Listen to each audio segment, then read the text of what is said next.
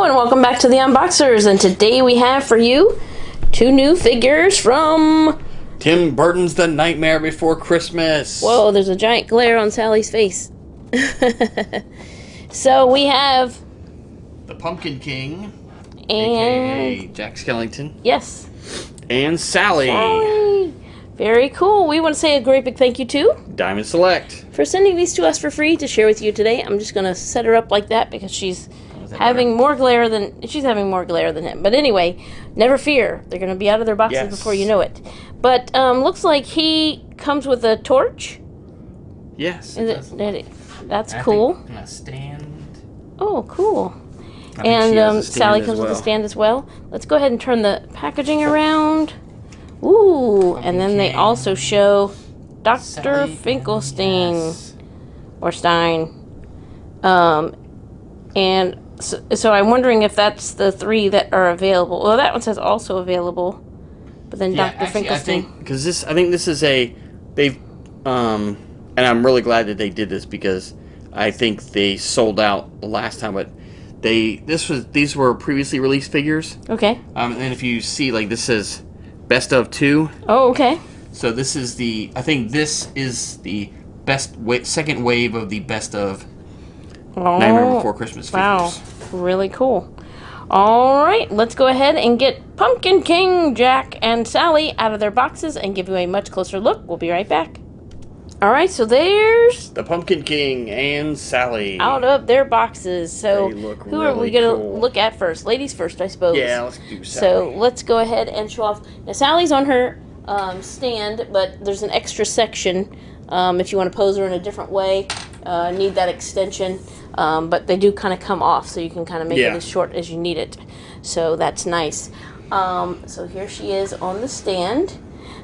She does have, if you turn around, the hole to be pegged in is behind her hair. Her hair is pliable, but you will need to have it balanced so that this hair can position over it. So with that being said, I'm going to take her off the stand so we can get a much closer look. So lift up her hair and unpeg the stand. So there she is. Look at that. She's got such a pretty Sally face. I mean, Sally looks a certain way, and there's all different kinds of interpretations, but this one's really cool. Yeah. Really makes her look nice, and really reminds me of the movie itself. You see the stitching, and her mouth, her big wide eyes, and she's got the stitching down her neck, her beautiful dress, which is nicely tailored to her in this figure, and she has green sleeve, orange sleeve with the stripes, the little swirlies, just true like Tim Burton dress. Yeah. It's got the different patchworks and different patterns. I feel like when you look at her dress, you see patterns of other characters in the movie. You know, with the stripes, the dots, everything like that. That reminds me of different patterns of other characters in the movie. There's the back of her, and there's her hair, all nicely combed.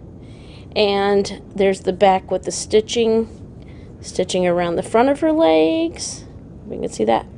And her itty-bitty, teeny-tiny little boot shoes, her little black and white striped socks at the top.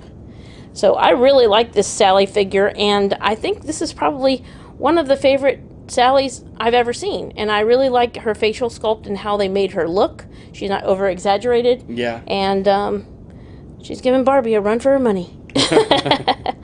All right, you want to show off her articulation? Sure.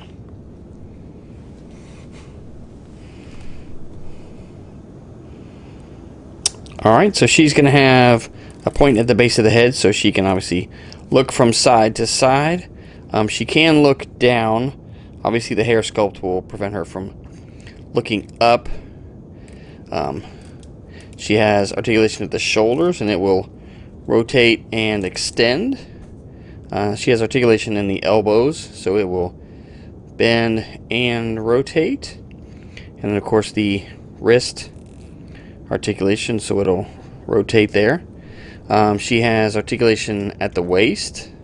Alright, so she has articulation in the knees. You just have to kind of get that. It's kind of reach up under there. The legs will come off, so you can kind of fix that knee joint. But she does have articulation at the knees, and then, of course, the ankles rotate. So very cool. Great looking.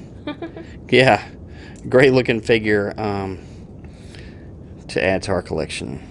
All right, next we'll take a look at the Pumpkin King. So here's his accessory, and it is like translucent orange and yellow. It's fire. Fire. It's a torch on a stick with the little like nubs of the stick, almost like what do you call that? Like a billy club, but not really. Oh, it's got the little knobs on there, and it's got the fire, the torch, and I like how you can you see how it's kind of like put together so that you can kind of rotate it back and forth a little bit. Has a little bit of give to it. That's neat. And I like that it's translucent. So very cool. And let's go ahead and take a look at the Pumpkin King. Now the Pumpkin King, he might be easier shown off. I'm going to keep him on his stand for now. See, it says Halloween Town, and look at that face. Very cool. The jack-o'-lantern face. I love the way they have it. Like, you know, it's like you have you have the black inside there. Yes, it's like recessed, so right. It gives it that depth. And then you have like the natural cracks of the pumpkin that lead up to the mouth. Like, you know how sometimes when you're carving a jack-o'-lantern it splits or whatever. Mm-hmm. And then you have all the shading that make it look real. So he's got his purple shirt, long sleeve with the tatters just flowing in the wind. The back, well, maybe it's his jacket. It does look like a tuxedo jacket. But and then it's got the little tails back here. So let's see if it's I guess it could be a jacket if it was buttoned up or whatever. It's kind of like a shirt jacket with tails on it. Very cool. He's got his own style. Sally's been dressing him. And then he's got the fingers, which they are like a bit rubbery, but so that they're pliable. And then he's got the straw pants. Look at that. Yeah, that's all cool. The way down, like a scarecrow. And then we were talking about the binding is off of this leg, which must be how it is in the movie, which is really cool, making him look very much like a broom too.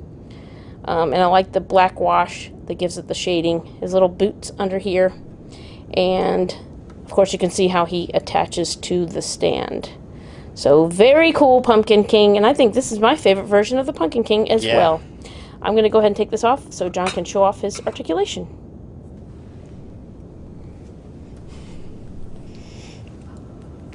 Alright, so let's take a look. It's going to be very similar. So he will have articulation at the neck, so he can look from side to side. Obviously, this back here will keep him from looking up, but he can look down. Again, articulation at the shoulders, and it will extend and rotate. Same with the elbows, and then his... It's hard to hold on, it's such a long arm. And then, of course, also his wrists. He has a point in the waist, and of course, since he doesn't have a skirt, he has the thigh swivel, and then the knee articulation, so it will bend. Turn that leg around. So he has the knee articulation, and then of course the ankles will rotate. So really cool, awesome looking. I loved this version of him in the movie, even though it was just at the very beginning, but I'm glad to really add the Pumpkin King to our Nightmare Before Christmas collection. Alright, so there's one last look at the Pumpkin King and Sally. And we want to say another great big thank you to Diamond Select for sending these to us for free to share with you today. Thanks so much for watching. As always, come back and see us, like, subscribe, and we will see you next time.